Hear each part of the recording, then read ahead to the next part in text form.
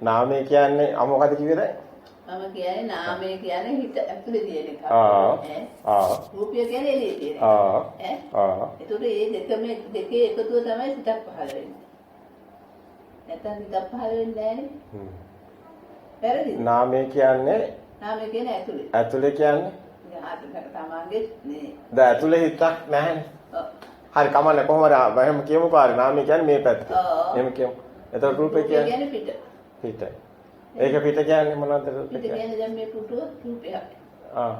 ඒකට තමයි අපි නමක් දාගන්න තියෙන්නේ. නම්මත නම පුටුව කියලා. ඒ විදිහට නම් මේ තියෙනවට කියන්නේ රූපේ. එතකොට හිත පැත්තට නාමය කියන්නේ. එතකොට ඊට පස්සේ මොකද කිව්වේ? රූපේ. ඊට පස්සේ ඒ දෙකම නැත්තම් හිතක් ඇති වෙන්නේ නැහැ කියලා මගේ හැඟීම. දෙකම නැත්තම් හිතක් ඇති වෙන්නේ නැහැ. හිතක් කියන්නේ ස්තරෝම නෙමෙයි ඒක හිත උනත්. හිත උනත් හටගෙන නැති වෙනවා. නැති වෙනවනේ. දැන් අම්මට උඩට වැඩිය පොඩක් දැන් ඕක ඇවිල්ලා පොඩ්ඩක් මේ පල්ලෙහාම තරක්. ඊට වැඩිය දෙයක් තේරෙන්නේ නැද්ද අම්මට ඔය කියපු තැන? ඊට වැඩිය ටිකක් ගැඹුරට යන්න බැරිද ඒ කියපු තැන මේ ඇත්තටම දැන් නාමයක් නැත්තුව සිතක් ඇති වෙන්නේ නැහැ රූපයක් නාමය දෙකක් නැතුව සිතක් ඇති වෙන්නේ නැහැ කිව්වනේ. එතකොට දැන් නාමයේ අන්තේ රූපයේ අන්තේ කියලා පොඩ්ඩක් අම්මා හඳුනාගත්තානේ දෙපැත්තක් නාමයේ අන්තේ රූපයේ අන්තේ කියලා. එතකොට දැන් තව ටිකක් ඇතුළට අම්මට තේරෙන්නේ නැද්ද මේ රූපේ කියන්නේ මොකක්ද එතකොට? රූපේ කියන්නේ අම්මා කියන්නේ මේ බාහිර තියෙන පුටුව එහෙම රූපේ කියලා. නමුත් දැන් අම්මා ඊයේ තේරුම් ගත්තේ මොකද්ද කියන්නේ හිතේ? රූපේ දැන් රූපේවත් එතන රූපයක් නැහැ. අපිට තමයි හිතන්නේ මෙහෙම එතන රූපයක් තියෙනවා. රූපයක් තියෙනවා කියන්නේ. ඒක සම්මතව මේ කරනවා. එහෙම කිව්ක අපි හිතෙන් හදාගන්න. හිතෙන් හදාගන්න. නැත්නම් එතන නැහැ රූපයක්. නෑ රූපයක් නෑ. අපේ හිතෙන් හදාගන්න. ඉතින් හදා ගන්නවා කියනවා නම් ඒක එළියේ නෙමෙයි නේද? ඔව්. ඒකත් හිතේම නේද? එතකොට අන්ත දෙකක් හම්බ වෙන්නේ නැහැ නේද එතකොට? නෑ. මෙහෙමයි ඒක අර සම්මතව රාමයේ රූපේ කියන දෙකක් තියෙන එක. සම්මතය තුළ එහෙමයි දැනෙන්නේ. නමුත් ඇත්ත කතාව එහෙම නැහැ. ඒක තමයි හිතින් හදාගන්න එක. ඒක හරි ඒ ටික කිව්වා. එතකොට හිතින් හදාගන්න එක තමයි උපාදාය රූපේ කියන්නේ. උපාදාය රූපේ. උපාදාන නෙමෙයි, නයන නෙමෙයි. දාය රූපේ. උපාදාන කියන එකේ වෙනස උපාදාන කරන්නේ එළියෙන් අල්ලගත්තත් කියන එක. ඒ කියන්නේ මේ හිත නෙමෙයි එළියේ කියලා පෘථග්ජනයා එහෙමනේ හිතන්නේ. පුදුන් මනස උපාදානය කියන්නේ අල්ලගන්නේ එළියෙන් රූපේ. ඒක හොඳට පැහැදිලිව ගන්න ඕනේ එළියෙන් අල්ලනවා රූපේ. දැන් මේ පුටුව එළියේ තියෙනවා කියලා අල්ල ගන්නවා රූපේ. ඒක පුටුව කියන එක. පුටුව කියන එකක් එළියේ නැහැනේ. ඒක අනිවාර්යයෙන්ම නාමයක්නේ සිතක්. පුටුව කියන එක එළියේ තියෙන එක තමයි සාමාන්‍ය මිනිස්සයා හිතන විදිය. ධර්මයක් නැති කෙනා. ඒක උපාදාන. ඒ කියන්නේ පුටුව එළියෙන් අල්ලගත්තා. එළියෙන් අල්ලගත්තා උපාදාන. ඒ කියන්නේ ආදාන අරක අල්ල ගන්නවා. එළියෙන් තියෙන හතරමහා ධාතු. ඔව් අරක උපාදාය රූපේ. ඒ නයන්නෙන් තමයි වෙනස් වෙන්නේ. ඒක තමයි අර නාම කියන තැනේ නයන්න තමයි එන්නේ. අතර යයන්න වෙන්නේ. එතකොට ඒක උපාදාය රූපේ තමයි උපාදාන අල්ලගෙන තියෙන්නේ අතන. අතනින් අල්ලගෙන තියෙන්නේ. මෙතන උපාදාය රූපේ තමයි හිතේ යන්නේ. ඒතර හැමතිස්සෙම අපි පරිහරණය කරන්නේ මොන රූපෙද එතකොට? උපාදාය රූපෙද උපාදාන රූපෙද?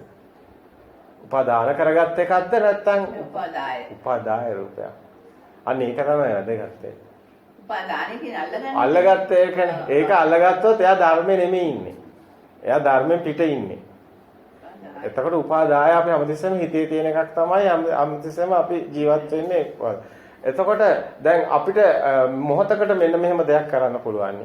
දැන් S2 පියාගෙන මම කතා කරනවා ඉෂිනී මෙහෙන්න කියලා. මම කතා කරන්නේ මගේ හිතේ ඉන්න ඉෂිනීට. මම කතා කරන්නේ මගේ ස්කන්ධ වලට. හිතට. එළියේ ඉන්න ඉෂිනීට නෙමෙයි. දැන් බැරි වෙලාවත් ඉෂිනී වෙතන්ට ආවනම් ඉෂිනී අහයි අයි මට කතා කරේ කියලා. එතකොට ඇත්තටම මම කතා කරේ නැත්තම් මගේ හිතේ තියෙන ඉෂිනීට මම කතා කරා නම් එතකොට මොකද? එතකොට මම හිතේ තියෙන ඉෂින්ට කතා කරලා තියෙන්නේ. එතකොට ඒ ඇවිල්ලා කතා කරාද මම? මම ඔයාලට කතා කරේ නෑ. මම මගේ හිතේ අර තියෙන උපාදාය රූපෙට තමයි කතා කරන්නේ. මේ ධර්මයේ ප්‍රායෝගිකව පුහුණු වෙන එක අවස්ථාවක්. තමන් සද්ද නැතුව හිත ඇතුලෙන් කතා කරනවා. එතකොට එයා කතා කරන යාගේ හිතේ ඉන්න ඉසිනිට ඒ උපාදාය රූපයක් ඇසුරු කරන බව පෙන්වන්නේ. එතකොට දැන් ඔහොම එළියේදීත් ඒ වගේ දේවල් කරන්න පුළුවන්. දැන් මෙයා ධර්මයේ එකපාරටම යාට සිහි වුණා නම් එකපාරටම එහෙම දෙයක් කරන්න බලන්න පුළුවන්. කරනවා එයාට හිතේ ඉන්න එක්කට කතා කරනවා. ඊට පස්සේ සද්ද නැතුව යනවා. ඊට පස්සේ එළියේ ඉන්න එක්කනවා නම් එතකොට යාට තේරෙනවා දෙන්නෙක් ඉන්නවා. එළියේ ඉන්න එක්කනත් අහනවා මම හිතේ ඉන්න එක්කනට කිව්වේ. ඒක හරි සුන්දරයි. එතකොට ඒක මහා මේකක් නේ. මොකක්ද ඒක? ඇතුළේ ඉන්න එක්කනට කතා කරනවා. එළියේ ඉන්න එක්කනට දැන් ඉතින් කතා කරන්නේ. ඉතින්නේ කතා කරන්නේ ඉතින් කියලා. ඇත්තටම ඉතින් මෙතෙන්ට එනවා. එතකොට ඊළඟට ඉතින් අහනවා ඇයි කියලා. ඉතින් සද්දලෙතු හිටියා මොකද ඊළඟට වෙන්නේ තමයි එතකොට දැන් මම ඇත්තටම හැමදාම කතා කරලා තියෙන්නේ හිතේ ඉන්න ඉසිනිට. එතකොට ඇත්තටම වෙලා තියෙන්නේ හැමදාම ඉසිනේ එළියෙන් ආපේ. ඒකනේ. නමුත් ඇත්තටම ධර්මේ දන්නේ නැති වෙනයි මම රැවටිලා ඉඳලා තියෙන මෙච්චර කාලයක්. මෙච්චර කාලයක් මම ධර්මේ දන්නේ නැතුව එළියේ ඉන්න ඉසිනේ ඉන්නවයි කියලා හිතලා කතා කරලා තියෙනවා. දැන් වෙලා තියෙන්නේ දැන් මම ධර්මයේ දැනගෙන තියෙනවා. එතකොට දැන් මම දන්නවා මම එළියේ ඉන්න ඉසිනට නෙමෙයි කවදාවත් කතා කරන්න කියලා. එයා දන්නේ නැහැ. එයාට ධර්මය අවබෝධ වෙලා නැහැනේ. මට ධර්මය අවබෝධ නිසා මම ප්‍රායෝගිකව එතකොට ජීවිතේ ඇත්ත ජීවිතේ මේක නෙමෙයි මේක කියලා මේ පැත්තට හැරෙනවා. ඒ කියන්නේ මම හැමදාම එළියේ ඒකෙන් වෙන්නේ අම්මේ. හැමදාම මම එළියට එළිය මම මගේ පරිහරණයෙන් එළිය මම ඉවත් කරගෙන යනවා ටික ටික. එතකොට දැන් ඒ ඉසිනි අසනීප වුණා කියව එළියේ ඉන්න ඉසිනි. එතකොට හිතේ ඉන්න අසනීප වෙලා නැහැ. එතකොට නෑ හොයන්නේ නෑ නෙමෙයි යුතුයකම කරනවා. ඒක දැනගෙන. හිතේ මට එහෙම ප්‍රශ්නයක් හිතේනේ තියෙන ඒ උපාදාය රූපේ ඒ උපාදාය රූපේ නෙමෙයි මේක ධාතු ටිකක්. මේ ධාතු ටික ධාතු සකස් කරනවා. ඒ කියන්නේ මේ හතර මහා ධාතු ටිකක් නේ මෙතන තියෙන්නේ. බලනවා හතර මහා ඒ යුතුයකම ටික අර කෙලෙසේ නෑනේ. දැන් ඒ කෙලෙසේ නැති හිතේ තියෙන එක්කනට නෑ. නැහැ එළියේ ඉන්න එක්කනට තමයි කෙලෙසේ නැති. මෙතන හිතේ ඉන්න එක්කනා විතරයි ඉන්නේ. එළිය කෙනෙක් නැහැ. එළියේ ඉසිනි කෙනෙක් නැහැ. එළියේ තියෙන නිකන් හතරමහා භූත. දැන් මේ පොළවේ ගල් කැටයක් තියෙනවා. ඉසිනි සමානයි ගල් කැටේ. එළියේ එහෙම දෙයක් නැහැ. දැන් එළියේ තියෙන හතරමහා භූත විතරයි. එළියේ මේ හිතේ තියෙන්නේ මේ ඔක්කොම කතාව. ඒ දැන් හිතේනේ ඉන්නේ දැන් මෙයා ඉසිනි කියලා. එතකොට හිතේ ඉන්න ඉසිනිත් එක්ක අපි ජීවත් වෙන්නේ. දැන් අපි මම කොහේ හරි යනවා. මම යනවා දැන් කොහේ හරි කඩේකට මලිය එක්කන් එන්න යනවා කියමු. එතකොට දැන් මලිය එක්කන් එන්න ගියොත් එහෙම මම මෙතන නැහැනේ. යනවානේ. ඊට පස්සේ කෝල් එකක් හරි දීලා කියලා මෙන්න මේ ළමයා වැටුණයි කියලා අම්මා කියනවා. එතකොට දැන් මම හිතේනේ මගේ තියෙන්නේ. එතකොට මම එළියේ නෙමෙයිනේ ඉසිනි කෙනෙක් අම්සෙන් පරිහරණය එක මට දුකක් ඇති වෙන්න හේතු නැහැ. මොකද එළියේ ඉසිනි කෙනෙක් මට නැහැ. මගේ හිතේ තමයි එතකොට හැමදේම සකස් වෙන්නේ. එතකොට උපාදාය රූපය අසුරු කරා. එතකොට හිතේ තමයි තියෙන්නේ හැම එකම. එතකොට මේ අර ඉසිනි ගැන මේකක් නැහැ. එහෙම දෙයක් වෙන්නේ නැහැ. ඒක තමයි මෙතන තියෙන අනිත් එක. මේක අවබෝධයේ නිවන් දකින්නේ. සංකිතේ නිබ්බිදාය. ඒ කියන්නේ මේ දැන් පුංචි ළමයාගේ ගෙදරට අර අම්මා ගිහිල්ලා පුතේ මේ තේවල සීනි මද කිව්වට සෙල්ලම් ගෙදර අම්මා පුංචි ළමයාගේ මානසික තත්ත්වයට ආවම එතන ස්කෝප් යන්නේ අම්මත් බොන්නේ. අම්මට අවබෝධයක් තියෙනවානේ මේ සෙල්ලම් ගියක් කියන එක. නමුත් ළමයා හිතනවානේ ඇත්තටම මේ විදිහට හිතනවානේ. එතකොට ළමයාට ඒකනේ සතුටක් දැනෙන්නේ. අම්මට සතුටක් දැනෙන්නේ නැහැනේ. දැන් අම්මා කරන්නේ රඟපාන එකනේ. ඇත්ත ලෝකේ අපි රඟපානවා. අපි හිතින් දරුවෙක් හදාගෙන හැඩතලයක් හදාගෙන එයා මගේ කරගෙන මම එයාට අසනීපයක් වුණාම මට උනා වගේ ගන්නවා. එතකොට මට උනා වෙන්නේ කොහොමද? අර ඔහොම කියනකොට තේරෙනවා. අර එහෙම කියනකොට තේරෙනවා. අර පොතේ තියෙනකොට තේරෙන්නේ නැහැ. ඔය එතකොට නිවන් දකින්න බෑ. මටත් තිබිච්ච ප්‍රශ්නේ ඒක තමයි. මටත් තිබුණු ප්‍රශ්නේ තමයි දැන් පොතේ තියෙන වෙන විදිහට උපාදාන ස්කන්ධ එතකොට අපේ කෙලෙස් කොහොමද නැති වෙන්නේ? එතකොට අපිට දැනුමක් වැඩි වෙනවා. තවත් කෙලෙස් වැඩි වෙනවා. දැනුමක් තියෙනවා, දන්නවා, දැන් කියන්න පුළුවන්. ඒ වුණාට ඒකෙන් එන්නේ නැහැ. අම්මට හැබැයි පොඩ්ඩක් මේ දැන් ගැළපෙනවා. දැන් අතරම අම්මට දැන් රූපේ මේ හඳුනා ගන්න හැකියාවක් තියෙනවා කියන්නේ. අම්මා දැන් නාමය හඳුනා ගන්න. ඔය ඕනකම ඕනේ. දැන් ඔය ඕනකම මට තේරුණා අම්මා අහනවානේ ඉසිනි ඒකට ඉසින්න එළියෙන් ඉසින්න මොකද වෙන්නේ කියලා. අන්න ඒක ගොඩක් වැදගත්. ඒ කියන්නේ අපි ජීවත් වෙනවා. වෙනදටත් වැඩිය හොඳ රහතන් වහන්සේ මැරෙන්නේ නැහැනේ රහත් වුණා කියලා. රහතන් වහන්සේත් කනව බොනවනේ. රහතන් වහන්සේට බහුජන හිතාය බහුජන සුඛාය කියලා කියලානේ. බහුජන හිතාය බහුජන සුඛාය කියන්නේ ගොවිතැන් කරන්න උදව් කරන්නවත්, බිස්නස් කරන්න උදව් කරන්නවත්, මේ මිනිස්සුන්ගේ සව සැප සම්පත් වැඩි කරන්න නෙමෙයි. බහුජන හිතාය කියන්නේ මිනිස්සයා දුකට වැටෙනවා ධර්මය නොදන්න නිසා. ධර්මය කියලා දෙන්නයි කියන්නේ. රහතන් වහන්සේට සිව් දිසාවට ගිහිල්ලා ඒ හම්බ වෙන මිනිස්සුયો දුකට වැටෙන මිනිස්සෙන්ට පිහිට වෙන්න. ඒ කියන්නේ හිත බලලා අනේ ඔයා මේ නිකන්නේ දුක් වෙන්නේ ඒ ඔයාගේ හිතේනේ ඔය දුක තියෙන්නේ. දරුවා හිතේනේ ඉන්නේ ඔය ධර්මය කියලා දෙන්න කියලා කියන්නේ රහතන් වහන්සේ. බහුජන හිතාය බහුජන සුඛාය කියලා අපේ මිනිස්සු එක වරද්දගෙන අරගෙන හිතනවා මේ අපි මේ බහුජන හිතාය ඉතින් අපේ බහුජනයේ සිතේ සල්ලි ටිකක් හම්බ වෙන්නේ ආවුදුරුනේ සල්ලි හම්බ වෙන ක්‍රමයක් කියන්නේ බහුජන හිතාය නම් කියන්නේ නෑ මහත්තයා බහුජන හිතාය කියන්නේ සල්ලි හම්බ වෙන ක්‍රමයක් කියලා නෙමෙයි මහත්තයා දුක් විඳිනවා නම් මැරෙන්න කවදාරි මැරෙනවානේ අර බුදුන් වහන්සේ ගොවිතැන් කරන එකක බුදුන් වහන්සේ හැමදාම මේ කුඹුර වැද්දෙන් යනවා ගොවියෝ අන්තිමට මේ කුඹුර මෙයා ඔක්කොම ඒ ගියානේ ඒ කතාව යම දන්නවද? ඒකේ උපමාවනේ. උපමේ දන්නවද? උපමේ කියන්නේ දැන් ඇත්තටම මේ මිනිස්සෙකින් කුඹුර ඉස්සෙල්ලා මේ මිනිස්සයා ගොවියෙක් වුණාට මේ බෞද්ධෙක් නෙවෙයිනේ. බ්‍රාහ්මණය. ඉතින් මේ මිනිස්සෙකින් ඉස්සෙල්ලා හැවිලා හැමදාම බුදුරජාණන් වහන්සේ දැන් ඉතින් බුදුරජාණන් වහන්සේ හැමදාම වඩිනවා. ඉතින් අහනවලු ඇයි ශ්‍රමණේ එන්නේ කියලා. වඩින්නේ කියලා. වඩින්නේ ඉන්නේ කියලා සුභාසා ඉතින් එහෙම කිව්වම මම නිකන් මේ බලන්නනේ ආවේ මේ බ්‍රාහ්මණයෙක්ගෙන එහෙම කතා කරගෙන ඉන්න පස්සේ මේ දෙන්න යාළුවා දැන් බුදුහාමුදුරුවෝ හොඳට එකතු වුණානේ. අන්තිමේදී ඉතින් මෙයා හිතුවලු මම මේ හොබේ කොහෙම හොඳට පැවුණා මේ බුදුහාමුදුරුවෝට ඉස්සෙල්ලම දාහේ දීලා මේ ගන්න කියලා. ඉතින් එහෙම කියලා දැන් මම ඉන්නකොට මහා ගමතරට ඔක්කොම ගියා. ඊට පස්සේ දැන් බුදුහාමුදුරුවෝ දැකලා විදිරසින් දැකලා එදත් බලනකොට නෑ ඉතින් මේ මංසේ නෑ. ඊට පස්සේ ගෙදරට වැඩියා. ගෙදරට වැඩියන් පස්සේ මේ එයාගේ හාමිනේ නෝනා කිව්වලු මේ මෙන්න මෙහෙමයි මේ කොහොම කුඹුර ගහගෙන ගිහිල්ලා දුකෙන් ඉන්නවා කන්නේ නැතේ මොන්නේ ඊට පස්සේ බුදුහාමුදුරුවෝ ඇතුළට වැඩිලා කතා කරා ඉතින් මේ හාමියා කියලා ඔක්කොම එදා තමයි මම සෝවන් වෙලා තියෙන්නේ ධර්මයේ දේශනා කරනවා එතන බුදුන් වහන්සේ. අප දන්නවා දැන් ඔය සෝවන් වෙන මොකද්ද ධර්මයේ කියලා. උතන තේ උපමේ දන්නවද? නෑ. අපි ජීවත් වෙන්නේ කුඹුර ගොවිතැන් කරනවා වගේ. නමුත් අපි දවසක මැරෙනවා. එදාට අපි දුක් වෙනවා. අර ජීවත් වෙනවා වගේ ගොවිතැන් කරාට කවදා හරි සුනාමිය ආවා වගේ අර කියන්නේ අර ගම් වතුරක් ආවා වගේ සේරම ගිහිල්ලා අපි මැරෙන දවසට දුක් වෙනවා. ඒකයි බුදුන් වහන්සේ කියන්නේ හැමදාම උදේට ආවා. නෑ ඒ උපමාවෙ දෙන්න කතා කීපයක් තියෙනවා. හැමදාම උදේට ආවා. හැමදාම මෙහෙම කිව්වා. එතකොට අපි හැමදාම එතකොට මේ ධර්මයේ ඇහුවට අපි අපි ගන්නෑ. අර ගොවියට ඉච්ඡ දේ මිනිසුන්ට වෙනවා. මිනිස්සු හැමදාම බන අහනවා. ඒ වුණාට මිනිස්සුට දැනෙන්නේ අපි දැන් යනවා කියන එක. නමුත් සේරම අපි රැස් කරපුවා සේරම යනවා ගම් වතුරට අවුනා වගේ මරණ දවසට ඔක්කොම නැති වෙලා යනවා. එතකොට මොනවද ඉතුරු වෙන්නේ? අපේ අර අස්වැන්න අපිටත් නැහැ කියන එකයි පෙන්නන්නේ.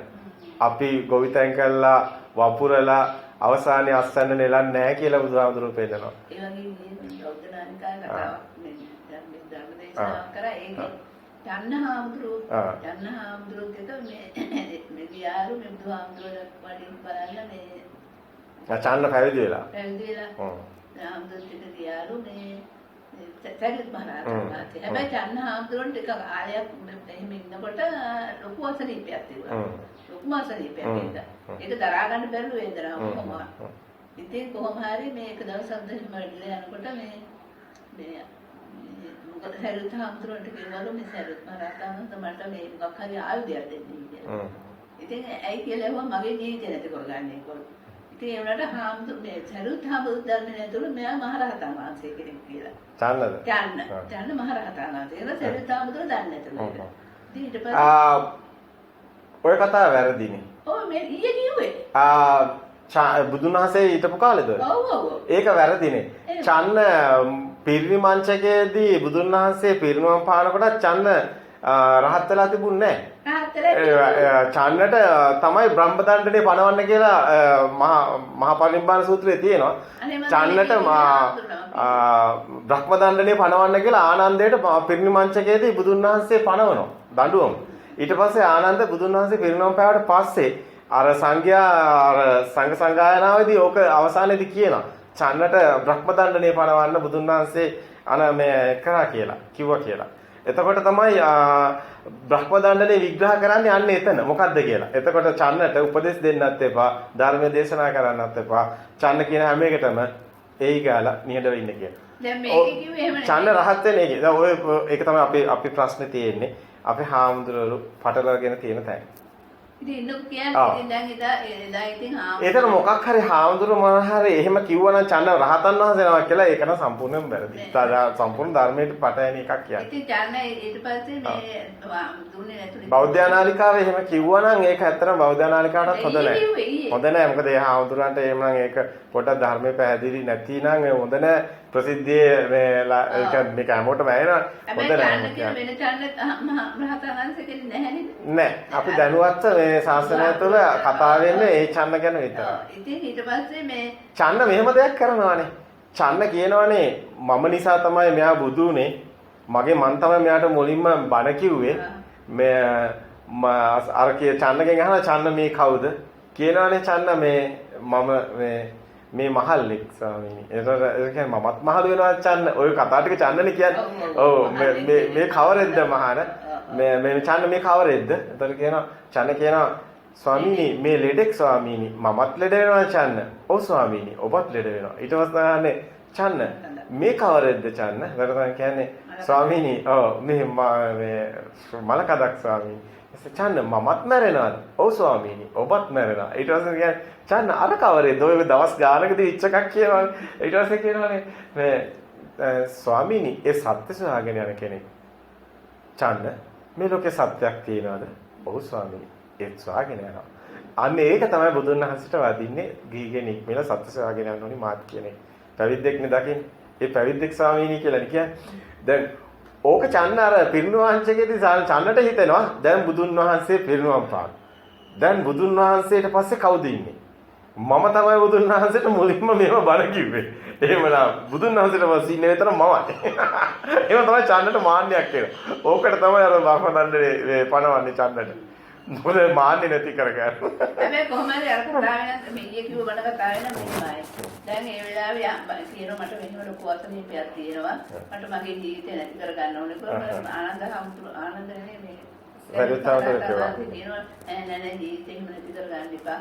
ඒකට මම මේ ඔබ වහන්සේට උපස්ථාන කරන්න මේ ඔය කතාව වෙන්නේ මොකක් හරි කතාවක් වෙන්න අර සල්ලන නෙමෙයි. ඒක වෙන්නේ නැහැ. මම ඔබ වහන්සේට උපස්ථාන කරන්න නෑ මට උපස්ථාන කරන්න බෑ. ඒ වුණාට මගේ ජීවිතේ නැති වුණොත් මට ඒක නිවනට හේතුවක් කියලා. ඉතින් ඊට පස්සේ කොහොම හරි එදා බණ කියලා වැඩියලු. වැඩිලා දුහාමුදුරුත් එක්ක සාකච්ඡා කර ඉන්නකොට ආරංචියක් ආවලු මේ චන්න මේ බෙල්ලක පාරේ නැපුණා කියලා. මේ කියන්නේ දැලිපිහියෙන් බෙල්ල. අපර හොඳටම අහුණා චන්න කියලා. ඊට පස්සේ ඒ ආරංචියවම මේ ඊයේ කවදාද 2021 ජනවාරි ඊයේ 26 දෙකමාරට රාද දවල් දෙකමාරට ඊයේ 26 නේ ජනවාරි 26 2021 මට මතක නෑ හාමුදුරුවෝ හරි ඉතින් ඊට පස්සේ මේ සරියුත් මහරහතන් වහන්සේ කිව්වා මේ බලන්න මේ ස්වාමීන් වහන්සේ මම දැන් බණ ටිකක් කියලා නේ ආවේ මේ ඒ වෙලාවෙත් මම කිව්වා මෙයාට ජීවිතේ නැති කරගන්න එපා කියලා මේ යන්න හාමුදුරුවන්ට බලන්න දැන් දැලි පිහින් බෙල්ලක පාගෙන ඉන්නේ ආනන්ද මේ සරියුත් මහරහතන් වහන්සේ එහෙම කියන්නේ සරියුත් හාමුදුරුවෝ එහෙම කියන්න එපා කිව්වා ඊට පස්සේ මොකද එහෙම කියන්නේ එයා මහරහතන් වහන්සේ කෙනෙක්. කවුද කියන්නේ? බුදුහාමුදුරුවෝ. බුදුහාමුදුරුවෝ මෙයා මහරහතන් වහන්සේ කෙනෙක්. එයාගේ ජීවිතේ මෙහෙම නැති. හැබැයි එහෙම සියදු විනාශාගත්ත කීපයක් තියෙනවා. හරි අම්ම කියන්නේ. ඉතින් මෙහෙම මේ කිසි දෙයක් කියන්න එපා. එයා දැන් නිර්වාණයට ගිහිල්ලා ඉතුරු. ඒතර මාරේ ආවලු. මාරේ ඇවිල්ලා කිව්වා. ගියතන හොයන එක. ඔය කතාවේ මොන හරි පටලවිල්ලක් ආයේ හාමුදුරන්ට වෙලා තියෙනවා. මම දැන් ඉතින් ඇවිල්ලා කිව්වලු මේ බලන්නකො මෙයාගේ විඥානය කොහෙද කියලා දන්නේ නැහැ නේ බුදුහාමුදුරනේ. මෙයාගේ විඥානේ නැහැ. මේ දැන් බෙල්ල කපාගෙන නැල්ලනේ ඉතින්. චන්න නෙමෙයි නම. ඔතන වෙනින් නමක් තියෙන්නේ මට මතකයි. නෑ ඔය නම. අසමාහිත සමාධියයි සමාහිත සමාධියයි විග්‍රහ කරන්නේ ඔන්න ඔතන තමයි බුදුන් වහන්සේ. ඊට පස්සේ මේ මාරයා තොපට මේ චන්නගේ විඥානය කොහෙන්වත් හොයාගන්න බෑ. ඒක තොට හොයාගන්න බෑ නිර්වාණයට ගිහපු කෙනෙක් කිව්වා. නෑ ඒ කතාව හරි. නමුත් චන්න නෙමෙයි නම. නෑ නම මට සූත්‍රයක් මම කියලා තියෙනවා.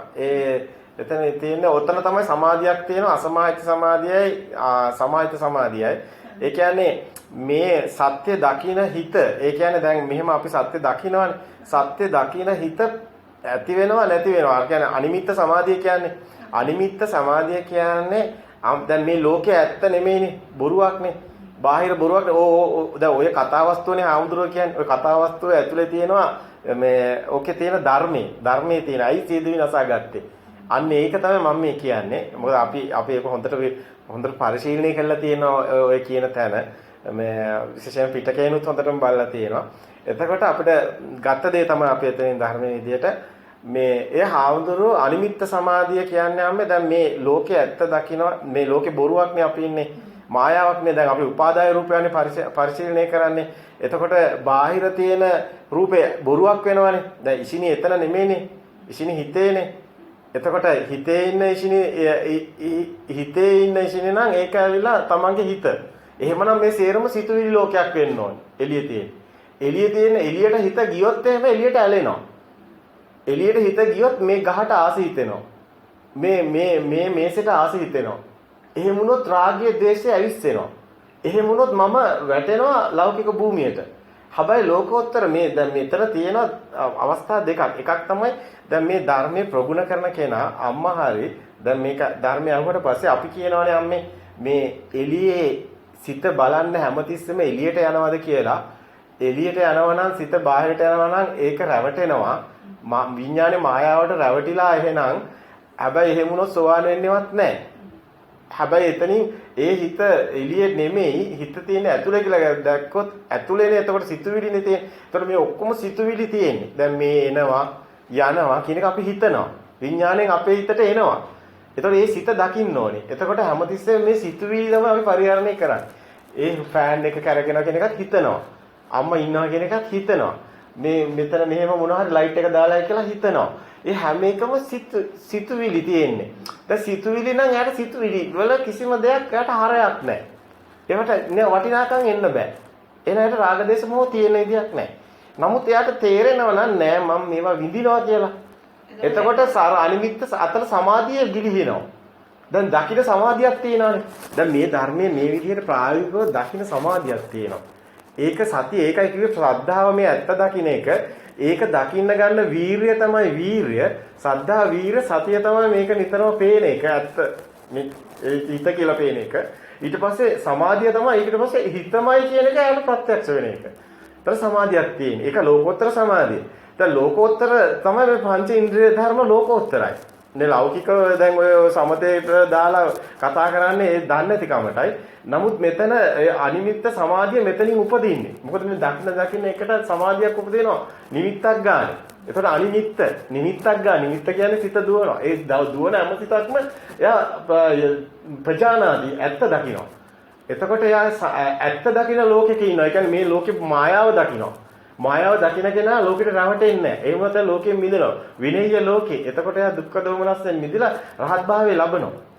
අනිමිත්ත සමාධිය. දැන් මේ හාමුදුරුවන්ට වෙන්නේ එතන තියෙන සමාහිත සමාධිය. දැන් මේක බලන එකත් සමාධියක්. අසමාහිත සමාධිය. ඒක ආයි නැවත සකස් නොවන විදිහට එතනම ඉන්න එක. අසමාහිත සමාධිය. නැවත වෙනස් වෙන්නේ නැහැ. එයා ඉන්නේ දන්නවා මේ ලෝකේ බොරුවක් කියන එක ප්‍රත්‍යක්ෂ ඒ සමාධිය තියෙන සිතුවිලි කියන එක පැත්තට ඇවිල්ලා එතනින් මිදි ඉන්නවා. සිතින් මිදෙනවා. සිතත් මායාවක්නේ. එතනින් මිදි ඉන්නවා. මේකත් මායාවක් කියලා එතනින් මිදි ඉන්නවා. ඒතකොට සිතින් මායාවෙන් මිදි ඉන්නකොට සිත මායාව කරනකොට ශුන්‍යතාවයක් තමයි තියෙන්නේ. සිත බෙදා මෙතනේ ධර්මයේ අසමාහිත සමාධිය සිත මායාව මෙදෙනකොට ශුන්‍යතාවයක් තියෙන්නේ. හිස් බැල්මකින් තමයි ලෝකෙ දිහා බලන්නේ. හිස් බැල්මක් කියන්නේ දුටු දෙයක් නෑ. දැන් පේන්නේ දේවල් නෑ. ෆෑන් එහෙම කතා නෑ. දුටු කෙනෙක් නෑ. එහෙම සත්තු මිනිස්සු කියලාත් නෑ. දකින්න මේ පැත්තේ කෙනෙකුත් නෑ. ඇයි මේ පේන එක විතරයි. සිත කියන්නේ. ඒතර මේ පුජ්‍යලයක් නෑ. එතකොට සමාධිය තුළ පේන එක විතරක් වෙනවා. එතකොට හිස් බැල්මක් කියන්නේ දකින්න කෙනෙක් නැහැ. දකින්න දෙයක්වත් නැහැ. හැබැයි බැල්මකුත් තියෙනවා. හරයක් නැහැ. මෙන්න මේක අතිශයින් සියුම් මේක තමයි මේ වෙන්න ඕනි රහත් භාවයේ. මෙන්න මේක අර ආම්දුරවන්ට එනවා යනවා. පිහිටන්නේ නැහැ. ඒක අසමයි සමාධිය කියන්නේ. මේ සිතට මේ සත්‍ය ස්වභාවයේ එනවා යනවා. ආයි එනවා යනවා. හාමුදුරුවෝ මේක සෑහෙන කාලයක් ඔක වෙනවා ඒ හාමුදුරුවන්ට. ඊට පස්සේ හාමුදුරුවෝ හිතා ගන්නවා මේක ආවහම මම එතන සිත විනසා ගන්න කියලා. එතකොට හිතනවා එතකොට මම ශුන්‍යතාවය ඇතුලේ හිස්. විඥානේ පතිත වෙලා නැහැ කොහෙවත්. එතකොට මරණවත් එතන විඥානේ කොහෙවත් යන්නේ නැහැ. එතනින් පතිත වෙලා නැහැ. එතන තමයි රහත් අතර කියන්නේ බුදුන් වහන්සේ මේ නැවත විඥානේ මොකද පතිත වෙන්නේ නැහැ. එතකොට එයා බෙල්ල කපා ගන්නේ ශුන්‍යතාවය තුල. හිස් තන. ඒතර ආයි උපත්යකට චුතිසිතක් සකස් වෙලා නැහැ. අයි මේ ඇති වෙනව නැති වෙනව හිත එයා ඔක්කොගේ මිදි ගිහිල්ලා ශුන්‍ය තනමයි මේක. ඒකයි මායя හොයනවා කියන්නේ මායя කියලා එළියෙන් කවුරු මාරෙක් නැහැ. මායя හොයනවා කියන්නේ ඒක එයාගේ විඥානයේ ගිය තැන. ඒක සංඥාවක් ඔය බුදුන් වහන්සේ පෙන්නන්නේ. මායя හොයනවා බලන්න මායя හොයනවා කියන බුදුන් වහන්සේ කියන්නේ ඒක. මායя කියන්නේ හොයනවා කියලා බුදුන් වහන්සේ කියන්නේ. ඒකට හේතුව තමයි ආත්මයේ ගිය තැනක් නැහැ. එහෙනම් ගිය තැනක් නැහැ. ඒක අර ලෞකික මනසින් දකිනකොට ඒ දිහා බලනවා මේ මාරෙක් කෙනවා ඇති. එයා එහෙනම් හොයනවා ඇති. එහෙනම් ඒක තමයි ඇත්තම බුදුන් වහන්සේ මිනිස්සුන්ට තේරුම් කරන්නේ ඒ විදිහට තමයි පෙන්නන්නේ. ඒ විදිහට තමයි පෙන්නන්නේ. නමුත් ඒක ඇතුළාන්තේ ලොකු ගැඹුරු ධර්මයක් තියෙනවා. ලොකු ගැඹුරු ධර්මයක් ඇතනදී. ඒ වුණාට මාරේ වෙලෙන් ආවයි කියලා බුදුන් වහන්සේ එහෙම තමයි ධර්මයේ පෙන්නන්නේ. ධර්මයේ පෙන්නන වෙන ක්‍රමයක් නැහැ. ඔව්. ඔකට ඒ මේ විඥානේ කොහෙවත් හොයාගන්න බෑ. නෑ. ඒ වගේ මේ හතර මෙහෙම කිව්වා. සිත කය වචනය නෑ ඇස කන නාසය දිව ශරීරය ඒක අපේ ඇතුලේ තියෙන එකක් කිව්වා. ඒකට සිත කය වචනය නෑ මොකද්ද? රූප ශබ්ද ගන්ධ රස. ශබ්ද ගන්ධ රස පිළිදෙන. ඒ රූපේට අපේ ඇස මේ වුණොත් තමයි දුව මේ අහු වුණොත්. අන්න ඒක කියලා දුන්නේ. ඔව් ඒ හාමුදුරු අර යට පල්ලෙහා මට්ටමින් කතා කරලා තියෙන්නේ. අන්ත දෙක දැකලා අන්ත දෙක පෙන්නලා තියෙනවා හාමුදුරුවෝ. නමුත් අන්ත දෙකකුත් මේකේ නැහැ.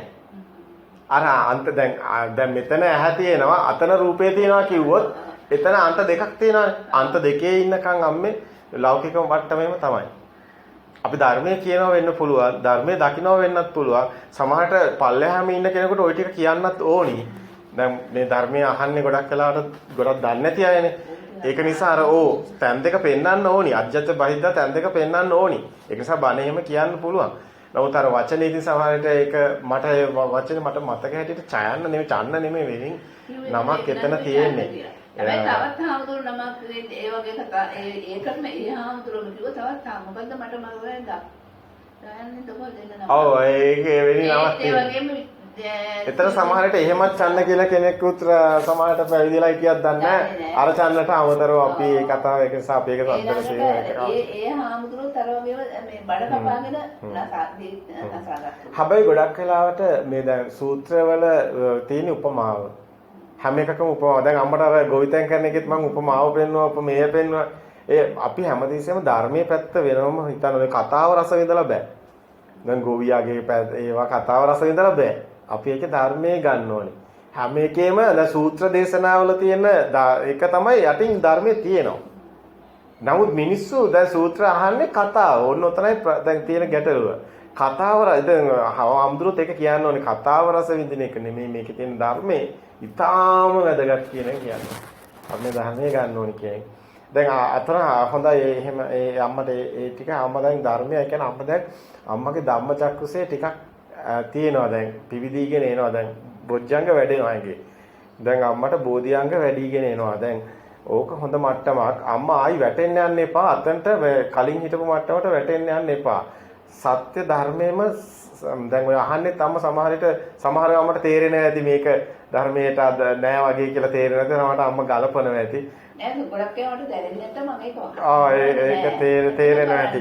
දැන් ගොඩක් වෙලාවට අර අම්මා දැන් ඉවල්ලන්න මේ හැමතිස්සෙම රස විඳින පැත්ත නැතුව මේකේ මේ මොකද අපි දැන් ප්‍රඥාවන්තං ආයන් ධම්මං ඥායන් ධම්මං දුප්පඤ්ඤස්සනේ ප්‍රඥාවන්තයනේ දැන් නිවන් දකින්නේ. එතකොට අපි මේ බොළඳ ඒවා කළා හරියන්නේ නැහැනේ. අපිට පොඩි කාලේ තියෙන.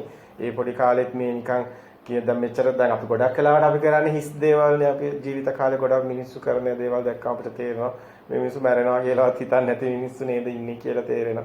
අපිත් සමහරට ධර්මයේ කියලා හිතාගෙන සමහරට කාලයක් තිස්සේ අපේ අම්මලා එහෙම දේවාල ගානේ ගිහිල්ලා කතර ගාන ගිහිල්ලා පිට අවුරුදු ගානක් කතර ගාන ගියා ඒ නූල් ගැට ගැව්වානේ. ඉතින් අපිටත් තේරෙන්නේ නැහැ. ඒතකොට අපිත් මේ කතරගම දෙයියෝ කියන්නේ අතරම පස්සේනේ දන්නේ මේ ගෑනු දෙන්න පුත්‍ය ආගෙන මේ මගේ කෙනෙක් ගාවට අපි යනවා අරගෙන මේ මොකද්ද මේ කළා තියෙන්නේ කියලා. නමුත් ඉතින් ඒකට කාලේ ගිහිලා ඉතින් ඒකට දැන් කරන්න දෙයක් නැහැ. ඒ මෙහෙම ඒක තමයි සම්මි සබහාදහම. ඒ තමයි විදිය. අපිට ගැටලුවක් නැහැ. අපි මෙහෙම දෙයක් තියෙනවා. මේ ධර්මයේ මේ මොහොත කියන එක අම්මා දකින්න ඕනි තරක් තියෙනවා. අම්මා ඒක තාම හරියට ඔළුවට ගිහිල්ලා නැති බව නම් මම දන්නවා. මේ නාමයේ රූපයේ අන්ත දෙක අම්මා දැන් කතා කරනවානේ. අම්මම කතා කරනවානේ දැන් ඒ රූපේ මේ නාමය කියලා. දැන් රූපේ බොරුවක් වෙනවානේ අම්මට තේරෙනවානේ. ඒතර නාමයේ පැත්තෙන්නේ ඒතර සිතුවිලිනේ චේතනාවනේ. චේතනාම් බික්කවේ කම්මම් බදානේ. ඒතර කර්මයේ සකස් වෙන්නේ චේතනාවෙන්නේ.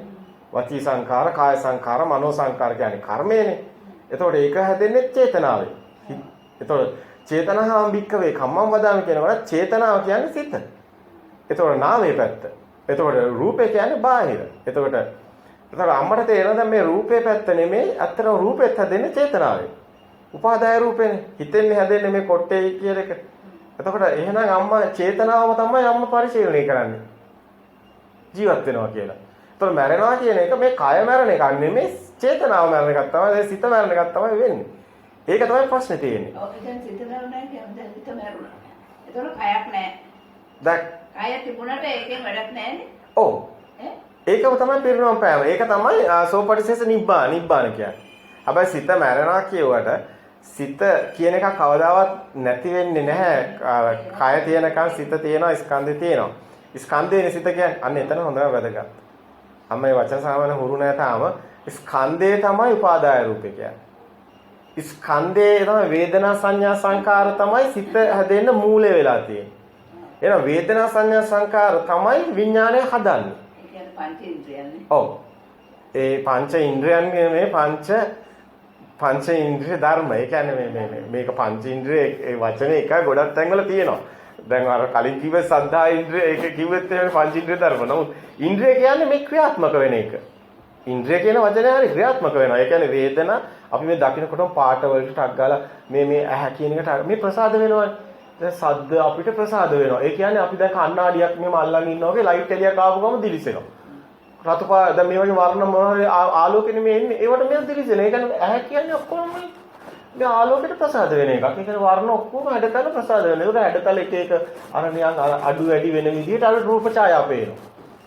මේක තනිකර ප්‍රසාදයක්. ඒතර ප්‍රසාදයක් අපිට වෙනවා කොහොමද? ඒකයි මෙතන තියෙන ගැටලුව. එතකොට මේ කනට ශබ්ද ඒවම ප්‍රසාද වෙනවා. මේ ඇතුලේ තියෙන පටලයක් හෙල්ලෙනවා. මේ අපිට පේන්නේ නැතුනට උලකකට හෙල්ලෙන්නේ. මේක ඇතුලේ තියෙන පටලයක් හෙල්ලෙනවා මේ කනේ.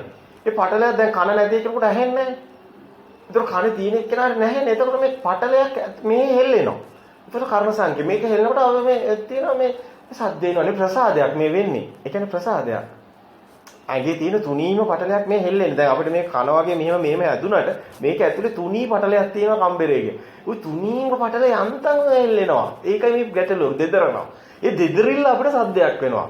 නැතුව මේ කන නැත්තම් සද්ද ඇහෙන්නේ නැහැ. දැන් මෙතන මේ බෝම්බයක් පිපුරුවොත් මෙයා බීරෙක් වන් දන්නෙත් නැහැ. එහා පැත්තේ රතිඤ්ඤක් පත්තු කරනවා කියලා අපිට කනත් තියෙන ඉඳ දන්නවා. දැන් මෙතන බීරෙක් හිටියොත් අල්ලපු දෙද රතිඤ්ඤ පත්තු කරනවා කියලා එයා කොහොමද කියන්නේ? එතකොට මේ ප්‍රසාද නිසානේ අපි ලෝකයක් හදාගෙන ඉන්නේ. එහෙන් සද්ද එනවා.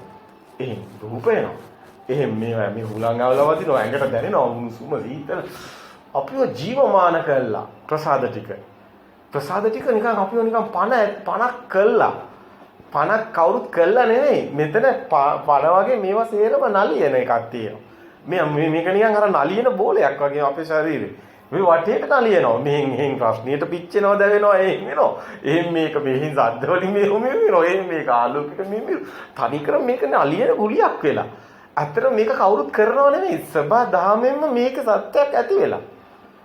ඉතින් මේක අපිට අවබෝධ වෙනකොට තමයි තේරෙන්නේ මේ පුජ්‍යලෙක් නෙමෙයි මේ ප්‍රසාද ටිකකින් මේ මෙහෙම දෙයක් මෙහෙම වෙනවා. දැන් අර දේ දුන්නක් පායන එක කවුරුත් කරන්නේ නැහනේ. දේ දුන්න අර ඒකයි බුදුන් වහන්සේ හේතුඵල ධමයක් වෙන්නේ මේක. තනිකර හේතු තියෙනකොට ඵල එනවා. දැන් සීනි උණු වතුර තේකොළ මේ දැම්මහම මේ අපි කියනවා මේක තේ කියලා. අපි කියනවා මේක කිරි තේ. කිරි ටිකක් දැම්මම අපි කියනවා පිටි ටිකක් දාලා කිරි තේ. දැන් කිරි තේ එකක් නැහැනේ මේ වතුරවල. මේකට දාපු ඒවා එකකටවත් කිරි තේ කියන්නේ නැහැනේ.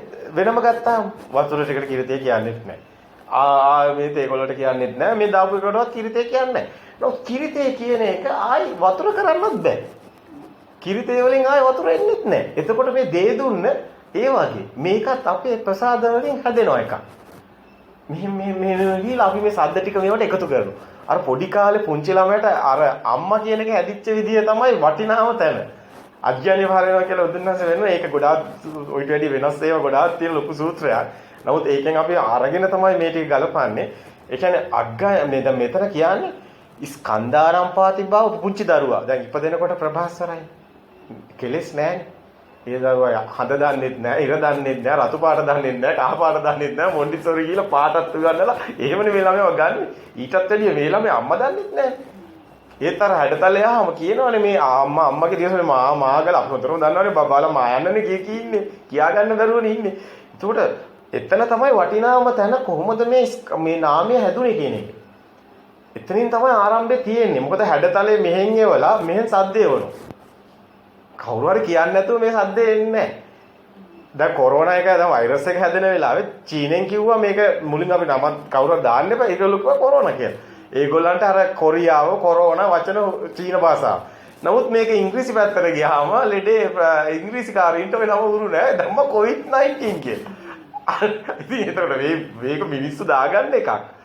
අර මිනිස්සු කියලා සම්මතයක් විදිහට පුරුදු වෙලා එකතු වෙලා කට්ටිය හදාගත්තාම අන්න සම්මතය කියන සම්මුතිය කියන ප්‍රඥාප්තිය කියන එක. අපි මේ කතා කරන පුටුව කියන වචනේ හැම එකම එහෙමයි. එහෙම මේ එකක්වත් එළියේ නෑ. මේ ලී කැලේ ටිකක්.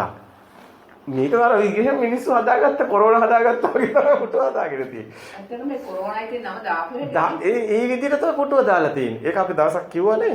කැලේට ගිහිලා වැද්දෙක් ගිහිලා ලීටියක් කඩාගෙන ආවිලා පුටුව. දැන් අම්මට දැන් හොඳටම තේරෙනවා එහෙනම් මේ ප්‍රඥාප්ති ලෝකේ. ඒතර අපිට හැමතිස්සෙම විඳින එක හැදිලා තියෙන ගොඩාක් එකතු වෙලා. එකක් දෙකක් නෙමෙයි. අපිටම හිතා ගන්න බෑ සමහරට මේකේ ඇති සමහරට මිලියන ගණනක් ඇති සමහරට මේ දාපුවා. ඇතුලේ අර කම්පියුටරේට දත්ත දානවා වගේ මම ඊයේ පෙරේද දැක්ක මේ නවීන විද්‍යාඥයෝ වගේක් දත්ත ට්‍රිලියන ගණනක් දාලා මේ රොබෝ කෙනෙක් හදලා තියෙනවා. මිනිහට වැඩිය එයාට පුළුවන් තීරණ ගන්න ඉක්මනට හරියව. ඒ තරම් මේකේ අපේ දත්ත ඇතුලේ මේව වෙලා තියෙනවා. ඔය විඥානේ සකස් වෙන්නේ ඔක්කොම අපිට පේන්නේ නැති වේගයෙන් මේ ෂණිකවම ලෝකයක් හැදෙනවා. අත්‍තරම තියෙන ලෝකයක් නෙමෙයි. අම්මට හිතෙනවද අද සාමාන්‍ය මිනිස්සෙකුට හිතෙන්නේ ලෝකේ තියෙනකොට මම ඉපදුනා. මේ තියෙන ලෝකේ මං ඉපදුනානේ. ඊට පස්සේ ලෝකේ තියෙද්දි මම මැරිලා යනවා. අම්මට හිතෙන්නේ එහෙමද වෙන්නේ? ලෝකේ තියෙද්දි තියෙන ලෝකේ මම ඉපදෙනවා. ලෝකේ හැම තියෙද්දි මම යනවා මැරිලා. දැන් ලෝකේ යන්නේ නැහැනේ මාත් එක්ක. ඔව් ඒ කියන්නේ අතර මෙහෙමද වෙන්නේ?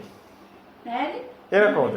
ඒක කොහොමද? දැන් ඒ මං දැන් මම ඉපදුණයි කියමු. ඔව්. මම ඉපදිලා ඉන්නේ. ඉපදෙන්නේ මව් කුසෙන්ද?